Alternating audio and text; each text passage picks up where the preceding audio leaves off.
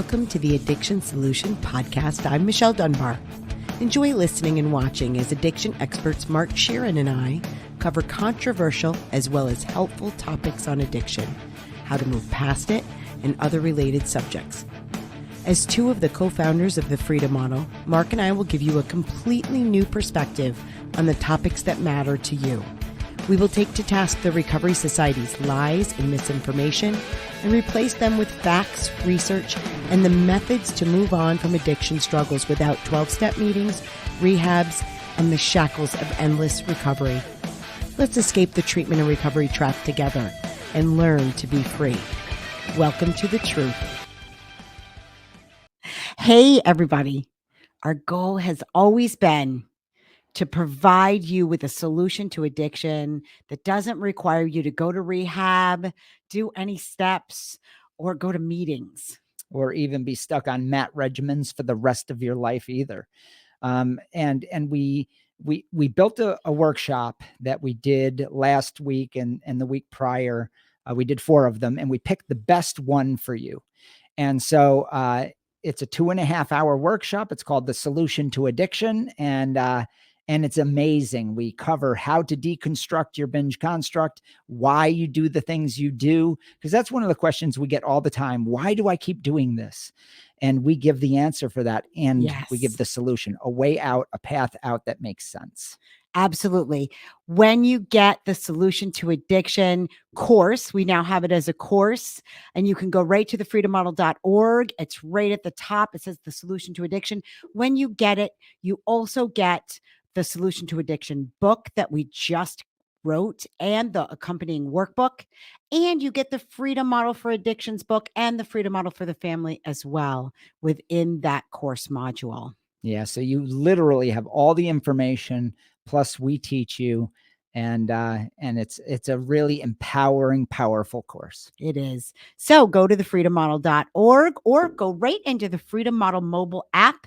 And you'll see that if you hit, I think, the Discover, you'll see that we have the Solution to Addiction there for you. All right, everybody. Take care. Hi, everyone. Welcome to the Addiction Solution. I'm Michelle Dunbar. And I'm Mark Sheeran. And we wrote with our colleague, Stephen Slate, this book, The Freedom Model for Addictions, Escape the Treatment and Recovery Trap.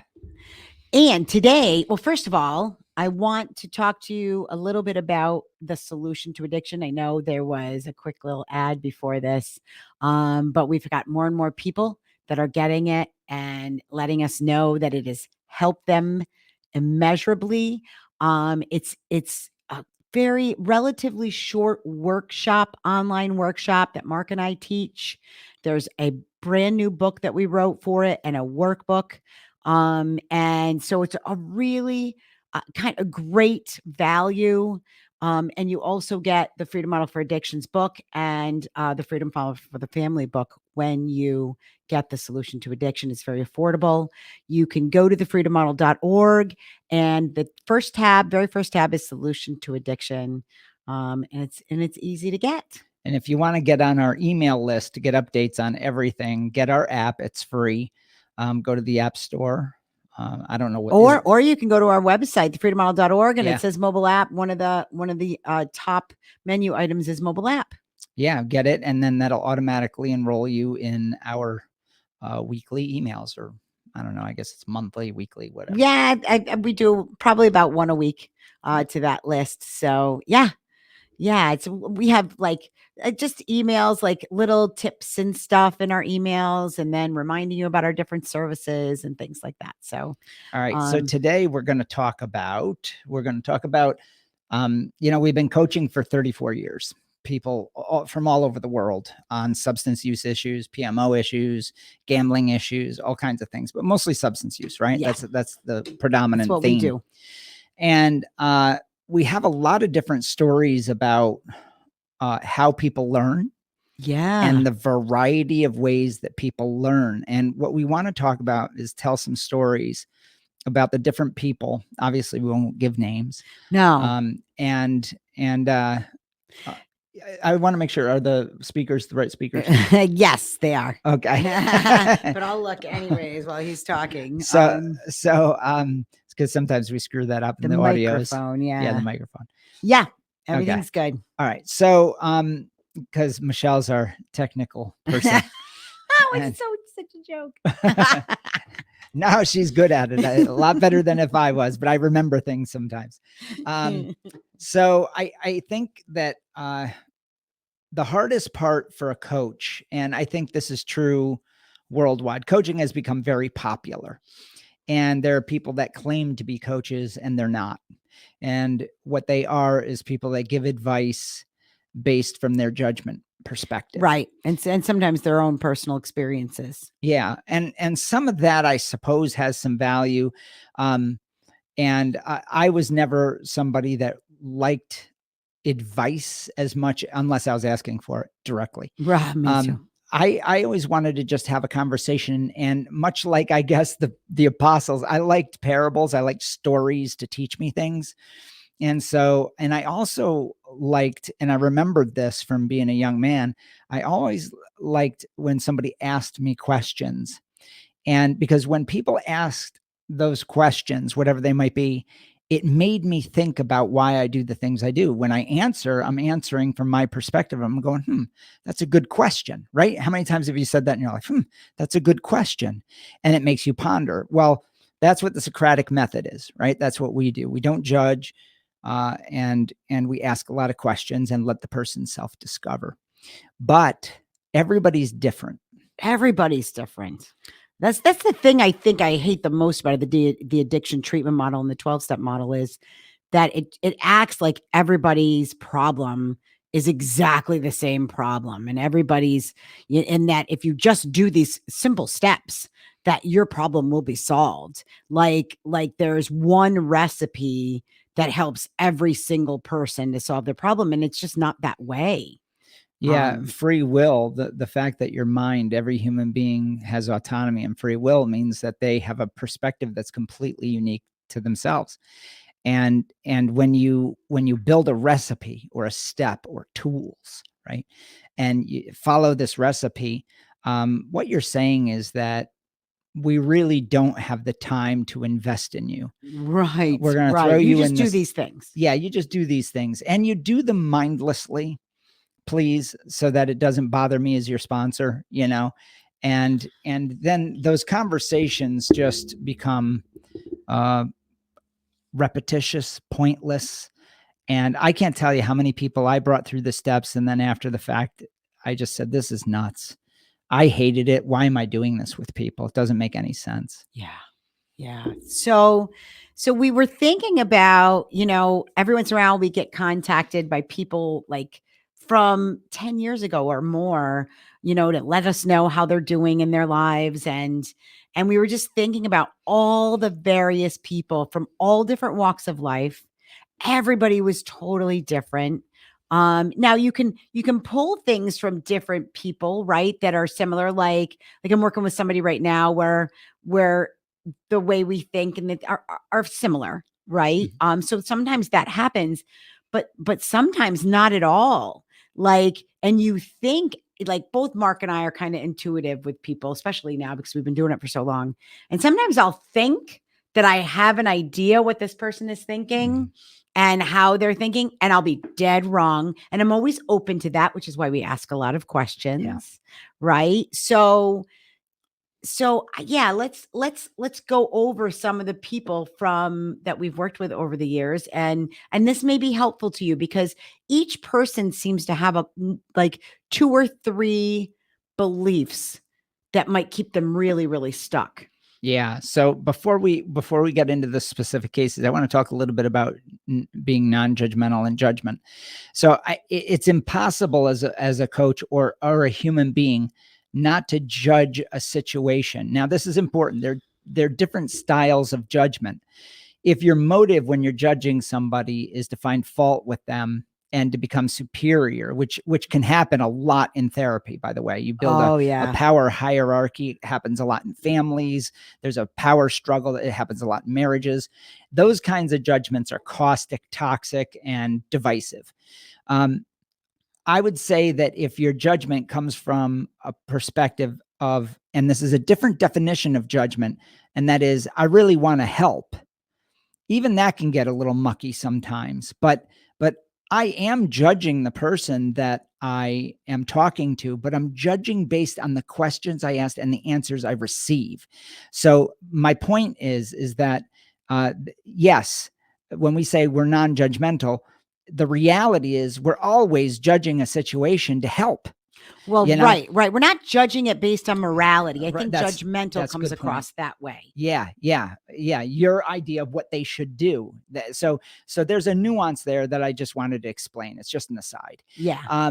So here's an interesting case. So I had somebody.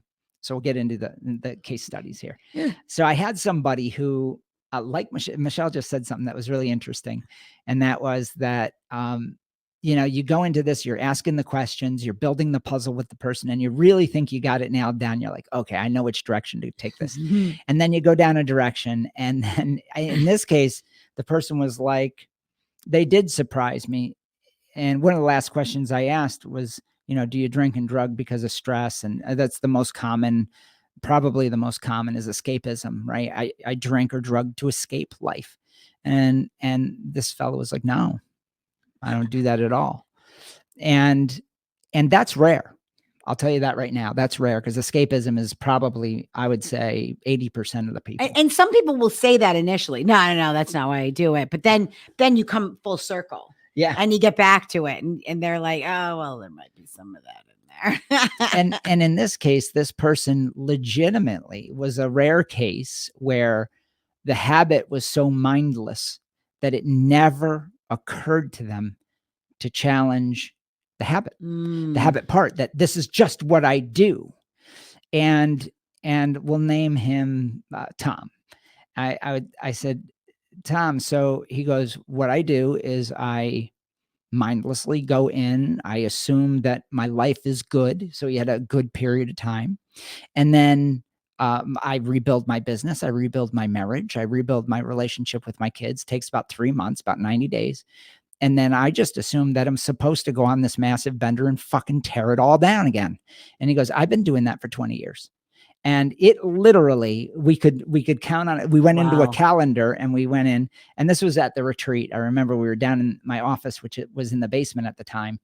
And we sat there, and on a calendar, we saw the waveform. Yeah. And he goes, I just made assumptions that this is what I do, that I had to do this. And he goes, so you're telling me I don't have to do that? And I said, I don't think there's any rule that tells you I have to go on benders every 3 months. No. And he sort of looked at me, he goes, well, I just got my money's worth. And he never had a bender again. I mean, it was just that simple but you don't have to do this. Yeah. Like there's nothing that says you have to do this. And I wonder how many people, like now I can think of somebody where that was her issue as well, was she had just been in and out of the system for so long that she just assumed I relapse after every 18 months. That's what I do. That's right. So he heard in Tom's case, he heard stories in AA about how people did this. And when he was in his mid-20s and he was starting to have problems with drinking, he learned that this is what people do. And life gets too good. Yeah, this is what alcoholics do. And he had already self-labeled as an alcoholic because he was partying in his mid-20s, heavy. And he had quit cocaine. But then he said, oh, so, well, I can rebuild my life. And you know what? Then I'll go on a bender. And so then they got the peaks and valleys got higher and deeper, higher and deeper until he met us and said, I can't go to rehab again. I can't do this again. They're telling me it's trauma. And this is a wild thing that happens too, is the treatment industry didn't recognize, because they weren't asking questions. They didn't recognize that this was a pattern that he had developed because they weren't asking. They didn't want to know. So they instilled other ideas that kept him utterly confused. And that was, he had trauma. And ironically, he did have trauma, but he goes, I had a shitty upbringing, but I don't drink because of that. Yeah. Like, it never occurs to me. There's no latent trauma in me. He goes, I just grew up hard in Montana. It was a tough place to grow up. And so he was brought down these paths where he couldn't problem solve this very simple binge construct that he had developed. And and he was lost. And really, if you ask enough questions, you remain non-judgmental, but you judge in a way that you're trying to be helpful. You say, okay, let's figure this out. He was able to figure it out. Well, that just brought something up that I want to address, which is the differences over the course of 30, almost 35 years of helping people, and the belief systems have changed in that time period. As I mean, it's a relatively short time period, but it's 1.5 to 2 generations. And where when we started this in the late 80s, early 90s, there was just, I drink because I like it. I use drugs because I like being high. There was a certain amount of honesty and naivete, I And guess. simplicity. Yeah. And Yeah. and then it became very rapidly when we started in the 90s, because the treatment industry was exploding and the mental health industry was going through changes. And they were coming together. They were merging, and the treatment industry realized, there was all this legislation for mental health, and the treatment industry was like, we want a piece of that. Yeah. And so from the 90s into the early 2000s, what really changed about it was this marriage of oh, I drink heavily because of my trauma. I drink heavily because I'm self-medicating. I'm, Yeah, and that was seen yeah. as enlightened. Yeah. That the self-medicating implies that alcohol is a medication for your feelings, right? Mm-hmm. And so, yeah, that's a good point. The early days and the early days for us was the 80s and 90s, right? Early 90s was really about a rally cry against AA, and that you didn't have to go to meetings. That's where it really That was started. where it started. We were And like, you don't have to be tied to your heavy substance use for the rest of your life. yeah, and then it really quickly developed with the advent of Prozac and antidepressants. That revolution, the pharmacology revolution that the mental health industry created the idea of a brain-centered model. And once that happened, people became enormously fucked up and confused. Yes. Because now you're trying to figure out multiple things. Like, is it my brain chemistry? Is it my traumas? Is it all this stuff that the big pharma was pushing?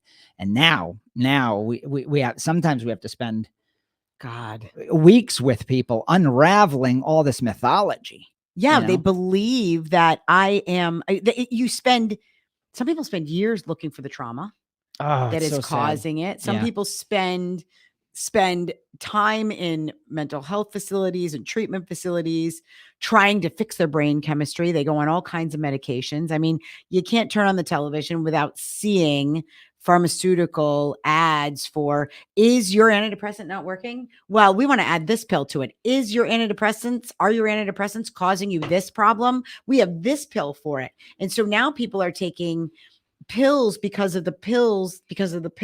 Yeah, and then they get on Suboxone because heroin's a bad drug, but Suboxone's a good drug, and now they're on Suboxone for life or methadone for life. It's insanity, but it's about money, So all of these things, when you're coaching people, are nuances to each case. I have cases where I had a young man, we'll call him Bob, and Bob was on 2 medications. First of all, he went to detox. No, this is how it happened. I get people mixed up in my head. So he goes to detox for alcohol, but what it ended up being was that he was on 2 medications that were counteracting each other for antidepressants. He dropped one while he was drinking. So a psychiatrist, this is a 22-year-old, perfectly healthy, normal young man, he has an alcohol and drug problem, goes to a psychiatrist, first visit, gets put on 2 types of antidepressants, SSRIs, that counteract each other, which it was really problematic. He had figured that out. He was going mad. He was literally going insane. And he said, something's wrong. So he drops one. He drops alcohol at the same time. Now, he wasn't a consistent drinker. So then he goes to the hospital because he's seeing flashes and having body problems. He's starting to shake, have head movements, really strange things were happening. But mostly within his mind, he's seeing the flashing, which is classic SSRI detox. He didn't know that. So he gets put into detox. They put him on Librium, but the flashing continues. So then they keep him longer. They put him on more meds. So in the end, it had nothing to do with drinking. Everybody's pointing at drinking when really it was the pharmacology of all these drugs. Wow. And so when he started working with me, I'm not a doctor. I said, give me the history of all this stuff. Let me talk to a competent psychiatrist here. And the psychiatrist goes, good God, we need to get him off all these meds. There's nothing wrong with this kid. Yeah. And then we did. And then he was a track star as well. And he had dropped out. He was last place. He wasn't even qualifying anymore. And within about 8 weeks, and after detox of all these drugs, he was back on ESPN. Wow. I mean, we have so many like that. I'm thinking of when he was talking, I was thinking of a woman that I worked with who in her 40s had an illness. And by the time she came to the retreat, she was in her 50s. But she was diagnosed with this chronic illness, started being put on all these medications. The medications that she was put on began to cause her to gain weight and be sedentary. She started to become depressed. Yeah. So it was the snowball rolling down a hill. And with women specifically, and I want to talk to 40-something women and even 30-something women now. If you have a health issue and you're an otherwise healthy person initially, and you go and you get one of these bullshit diagnoses that are just, we can't really measure it. We just put the symptoms together. Then they may do some tests, but they don't do a lot of tests. And then they just go to one of these diagnoses and prescribe you a bunch of medications. Go to a different doctor.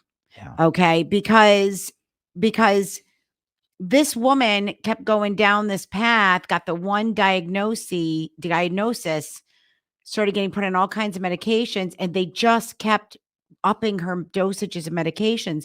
And within a couple years, she couldn't walk. Yeah. We've seen this. She was bedridden, and then did start seeing different doctors. And by the time she got to the retreat, she was basically opiate dependent, so to speak, drinking heavily, and was like, what the fuck happened to me? Yeah. I was an otherwise healthy person. And she's like, now I'm beginning to think that the only thing that was really wrong with me was maybe was having, arthritis issues or something else. Coupled with a midlife crisis and a drinking issue. Right. Yeah. And now I've gone down this road, and I feel like I've wasted 10 years of my life. Sad, and now really, so for her, the drinking problem was tied into, this idea that at 40 years old, her life was basically over. And your life can begin again at 40. Yeah. And at 50 and at 60. And so we had to kind of work through that. Like it was a boredom issue. It was a, wasn't happy in her marriage issue. It was a lot of these different things where she was using alcohol as an escape, which is what a lot of people do. But it really did start back with a bad doctor experience, quite frankly. Yeah. Yeah. So where did all this start? It's interesting because these are the cases we get a lot now. Yeah, more and more. And if you look at the history of how this all happened culturally, it started, well, it's been going on forever. Because the original nightmare of all this is booze and heroin and cocaine throughout the world, right?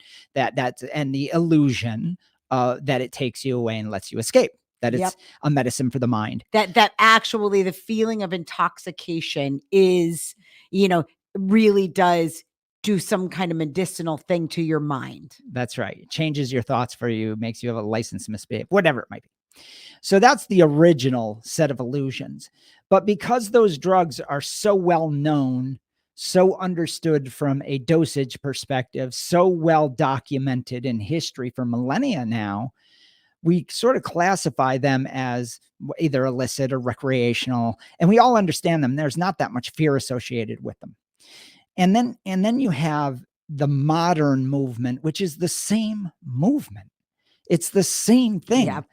The idea that methadone is better than heroin is laughable on its face. It's just another version of the same bullshit you're being fed. Well, and you can be fed it by the cartel for cocaine and heroin, or you can be fed it by big pharma. And today it's because it's prescribed, so it's regulated. Right. So your doctor becomes your drug dealer instead of the guy in the corner or your buddy. But what if you didn't need it at all? That's the question, right? So when we get coaching somebody, I don't even really delve into the medications. It's not because neither of us are doctors, right? Nope. So, but these topics come up, and then I say, well, if you're having a bad experience, let's problem solve it. Find another doctor that's willing to go down the path to get you off of it, if that's what you want, right? And then you can see if you're normal afterwards. Yeah. While we're in coaching, we can spread this out over a period of time to figure that out. And then you have a good doctor doing that with you. And then you're having the conversations about what it is behind all of this. What are your beliefs behind all of this? So I deal with that every day, multiple times a day, coaching people, because so where did this all start? It started thousands of years ago, but really the modern medication started this movement in the 50s with the advent of Valium. And Mommy's Little Helper. Yeah, Mommy's Little Helper. That's how it was marketed. And cigarettes. Yep, and cigarettes. That's right. And so the 50s was a time when this sort of modern pharmacological movement started. The modern and cocaine. Freud was all about cocaine. Yeah, cocaine and heroin, but those drugs, again, they come from a different era. The synthetics, when you start seeing big pharma take over from the illicit or the cartels, right?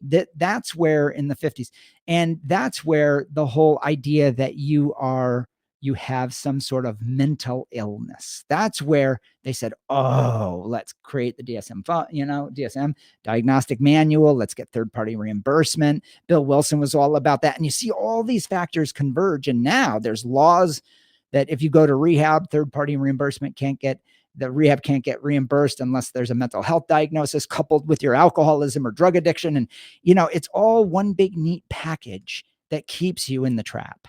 Yeah. And I deal with that every day. We do.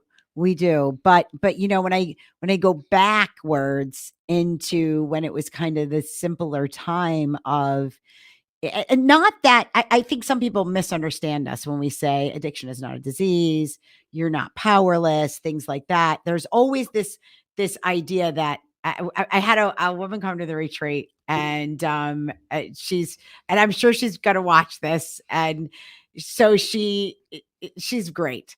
She said, so basically you're just going to tell me to stop it. Like Bob Newhart did in his skit. So if you want to look up that skit, it's hysterical. It's Bob, go to YouTube, Bob Newhart, Stop It. Right. And so he's this psychiatrist kind of guy. And, he brings somebody in, and he says I think he says something like it's $5 for 5 minutes, and you have to pay me up front. Right. You have to give me. So the woman gets out her purse and she gives him $5, and she says, okay. She's like, I keep having this recurring dream that I'm like trapped in a box. And he's like, and he yells at her, stop it. She jumps. She's like, what? Like, and he's like, yeah, stop it. And that's his whole therapy. It's his whole therapy. So I think people think that that's kind of like, that was a little bit of a joke with her when she came to the retreat. She's like, that's what you're going to tell me, right? Or they say, just say no. Oh, it's like Nancy Reagan. You're telling me, just say no. Just say no. It's like, no, that is not how we help people. And, how we help people is to really ask those questions that kind of parse out the belief system that makes up their what we call a binge construct, but it makes up their habit. It makes up their little um rituals and the things. When you have an addiction, you have put this activity or this substance on such a high pedestal that it is your everything and you can't imagine your life without it. That's a pretty big deal. Yeah. Right. And so, when, and then if it gets tied into, oh, it's medicine for my trauma, and it's medicine for my stress, and it's medicine because my marriage sucks. And you tie it into all of these things. I mean, that's there's a lot of unraveling to do with that. Yeah, those beliefs are powerful beliefs. So I had another student that was they had all of those issues. Yep. Right? They had all the beliefs, maybe not all, but a lot of the beliefs that we cover in the book, the license to misbehave, the lowered inhibitions, the relief of stress and anxiety. And it was really interesting because I get this a lot, and I know Michelle does too. And this is a pretty standard guest, to be honest. They believe in all that stuff. And we would go around and around for 6 sessions. Took them 6 sessions to figure this out. And we would go around and around, and I'd say, why do you like it so much? He goes, I hate it. I hate it. And then he would immediately go into the consequences. And I'm so weak, and I'm struggling so hard to understand. And my wife just told me she's going to leave. She's done. And he would sit there and he'd get really depressed in the session. Ruminate on it. You can see you can see the rumination pattern. And the pain was real, man. I mean, and I've been there. I get it. I fully get it. I fully understand. And he would delve, and I would just let him go. Because as a coach, you can't say, wait a minute, stop that, So, and then I'd ask the questions again. I'd try and bring it back to, wait a minute, when you start drinking, how does this happen? Yes. Don't you like it? He'd go, oh yeah, I love it at that front end, but I can't believe that I go down this path and I fuck my life up every time. And then he would spend the next 15 minutes explaining that, shouldn't I want to stop because it's so bad? And this is probably my most common student. Yes. And I say, well, if those consequences were going to stop you, wouldn't you have stopped? This is a 30-year bender you've been on, habit that you've developed. Obviously, you're very devoted to it. Maybe we should shift to the front end benefits again. And I would do that over and over. And finally, in the 6th session, he goes, like a light bulb went off. He goes, so it's about me liking it. And I said, yes, exactly. And I think that that's by far the hardest part. All the medications and stuff complicates it. But the primary issue, you can get around because here's the deal. If you figure out why you like it so much, all the ancillary stuff that you may not need, such as all these medication regimens, meetings, rehabs, therapists, all the stuff is no longer needed. You just have to figure out what you like about this habit, the primary problem in your life. What is the primary problem? Is it your marriage? Well, no, my marriage is falling apart because I'm drinking so much. Okay, so you have this drinking primary problem. Why do you like drinking? Yeah.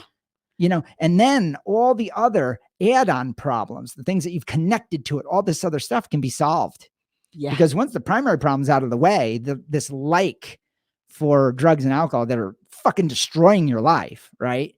This desire, this illusion that you're carrying, once you take care of that, then everything else can be problem solved very easily, actually. Yeah. I was just thinking of one of my first remote coaching students that I was doing with Zoom. So this was probably like 5 or 6 years ago. And because I was running the retreats at the time, and we were just, Stephen had been doing the remote coaching for several years at that point.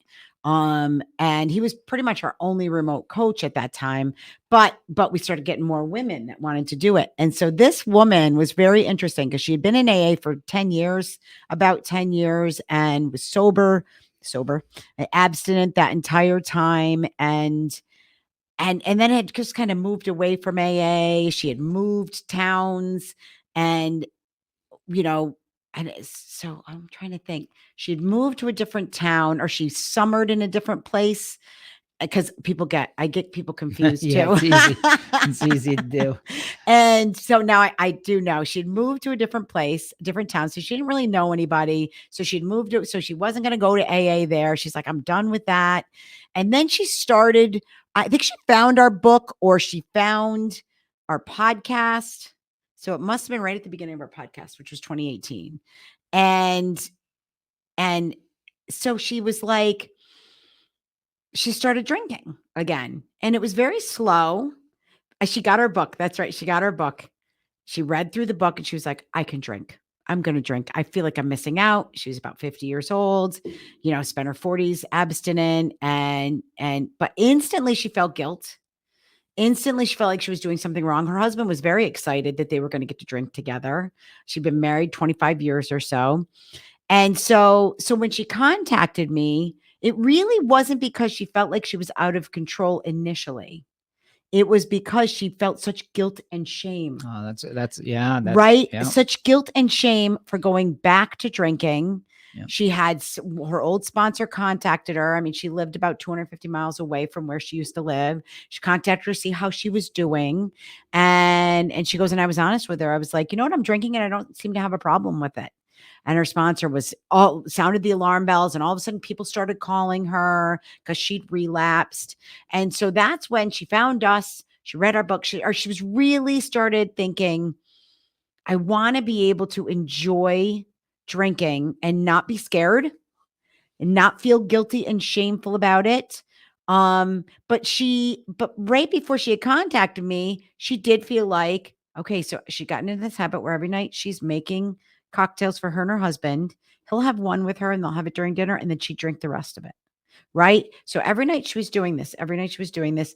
She didn't really have a hangover the next day. She wasn't really, other than she felt horribly guilty. She felt like, oh, I have to finish it because it's there. Like she was starting to build this binge construct around these people saying to her, you're going to get out of control. Mm-hmm. And so it was happening. It was happening. She was feeling more and more out of control. So it was really that our entire coaching was about undoing the belief system she had learned in AA. And really, when we looked at her drinking when she went to AA, it was similar. It was, she was drinking 3 or 4 wines a night, and she felt like that was too many. I think she'd had a DWI, that was reduced to a DWAI. So she was forced into going to something, right? So this all built up to her just from her experience in AA.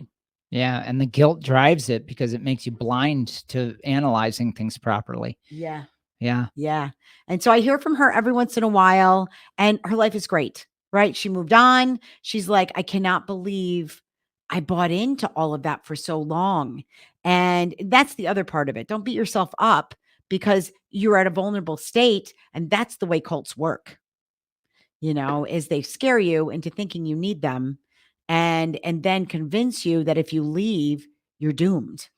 So, yeah. So I want to end with a story about families. So sometimes we're coaching somebody, and the biggest problem is the rub between the person trying to find their way, navigate, deconstructing good point. their binge construct, and the family's ignorance of the facts and fear.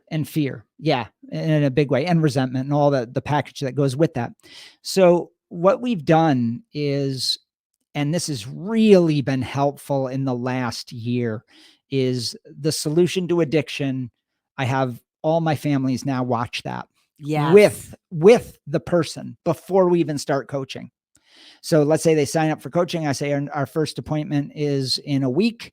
I want you, Tom, the father, Allison, the mom, and Terry, the kid, or whatever, however that relationship is. Maybe it's spouses, and I say, I'm going to send this link to you. You're going to watch the solution. It's a 3-hour workshop. Watch it from beginning to end, because this is going to do more to educate you. Or I have them also watch the deprogramming from the 12 steps course if the family is deeply immersed. And I do that not to convince the family that's deeply immersed in the cult, but more so they understand what the person who doesn't want to go to AA and why Yes. it's okay for them not to go to AA. So sometimes we have these tools that we use that really works. Now that sounded like an ad. I don't want it to sound like an ad. What I'm saying is that people don't have to wonder anymore. We get this on our groups. We get this in the coaching in the beginning. They say, I'm so confused. I say, wait a minute. Whoa, I have something for that. I have Yep. something for that.